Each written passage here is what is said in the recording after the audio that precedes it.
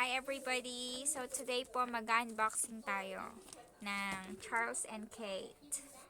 So nagpunta po ako sa Charles and Kate together with my friend para maghanap ng pangregalo sa aking boss, sa teacher ko. Hindi siya ganun ka-expensive pero hindi rin naman siya ganun kamura. So let's open it. Ito yung napili ko na gift para sa aking head teacher kasi alam ko na magagamit niya. So, ito siya sa loob. Yan. Merong dust bag. Meron ding silica gel. Tapos, let's open it.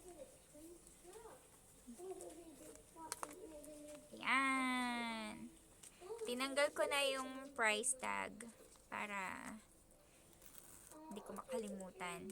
So, ito ay card holder. So, meron siyang pocket dito. So, ang dami niyang card slot. Tapos, dito, may lagayan ng picture. And then, here, sa labas, meron pa. Tapos, dito din, meron. Tapos, may pocket siya for coins. So, ang card slot niya sa loob is 1, 2, 3, 4, 5, 6 yung sa picture. Sa labas ay 1, 2, 3, 4, 5, 6, 8 sa loob. 8 sa labas. All in all, 8 yan. 4, 4. Tapos 5 sa loob. Tapos isa dito. Tapos merong coin, parang coin purse, lagay ng coins. Tapos ito yung snap button niya. Magkano ito? Ito ay 239 Hong Kong dollars. Tapos 10% discount. Kasi bumili ako ng isa pang bag. So this one is for my head teacher. Gift ko yan.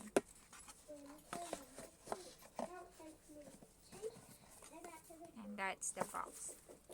Yung isa kong binili ay ito. This one.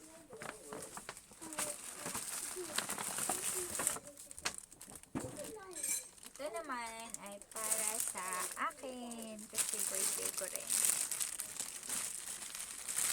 So, ito ay backpack. Ang kulay niya ay burgundy.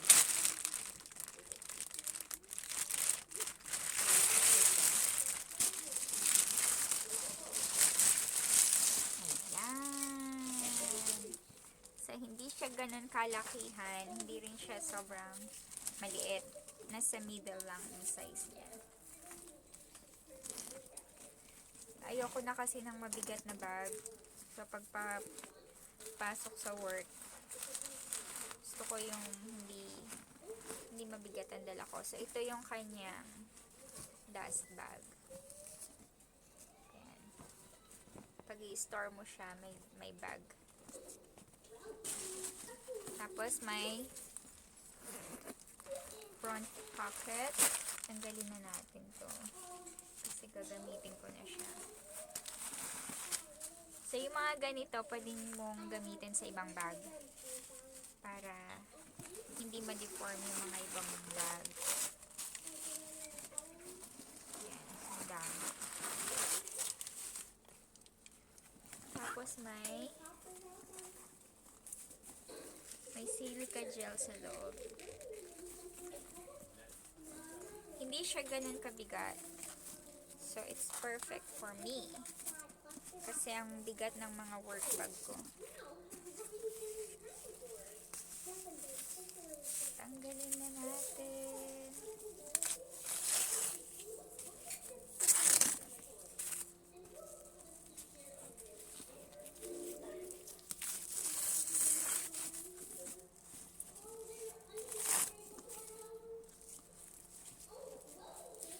This is my birthday gift for myself. Tingnan natin kung naa-adjust ba siya. Kasi masyadong mahaba.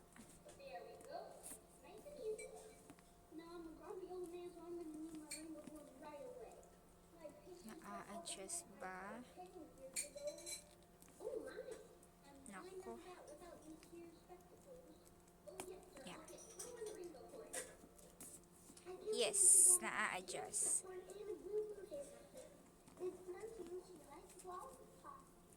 Hanggang ilang beses.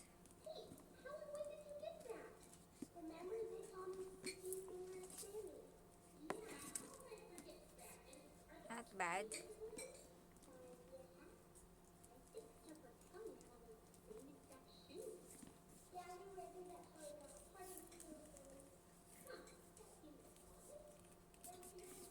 Na-adjust lang siya ng isang ano lang. So, dapat pala pinabutasan ko. Sa bagay. Pwede na siguro. Masagwa naman pag sobrang taas. So, ganyan siya. Okay na. Okay na siya. Nakaka-excite.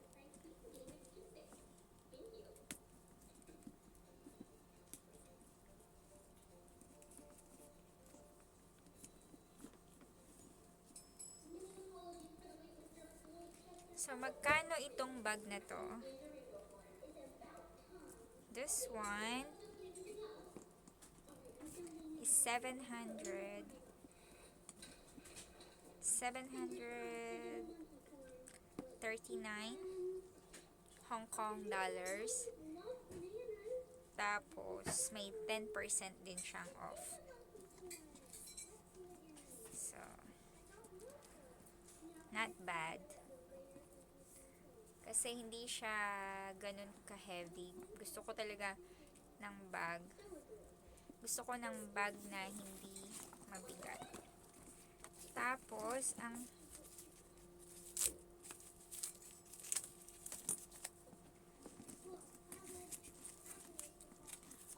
cute pa ng kanyang zipper. Ayan. Super cute. Tapos gusto ko rin tong mga buckles niya sa side.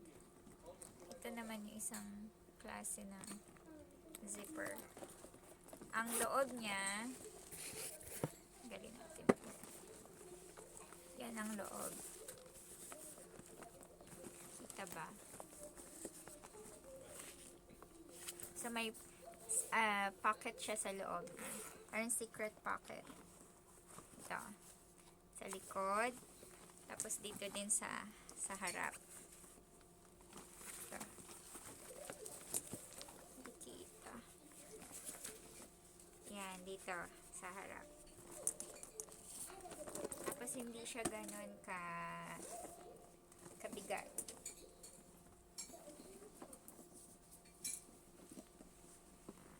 Yan, ang ganda. I like. Ito ang aking Charles and Keith bag. Sa birthday ko sa sarili ko.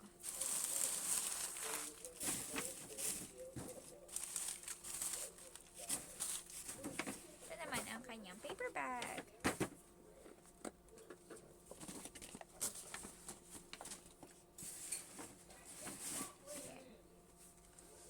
So, meron akong luma na Charles and Keith na card holder. Binili ko siya last year. Ito siya. So, igagamitin ko siya para terno ko dito. Para pair. Okay. So, ngayon, ang isusunod ko naman papakita sa inyo yung normal kong work bag. Okay? So, this will be my next video.